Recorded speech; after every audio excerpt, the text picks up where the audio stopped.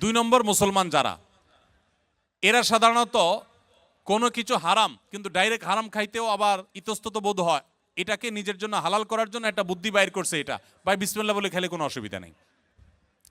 অনেক ডায়াবেটিসের রোগী আছে, তার জন্য মিষ্টি খাওয়া নিষেধ, কিন্তু সে এটা খাওয়াকে হালাল করার জন্য এই মাসালা বাইর করে, বলে আরে বিসমিল্লাহ বলে খেলে কিছু হয় না।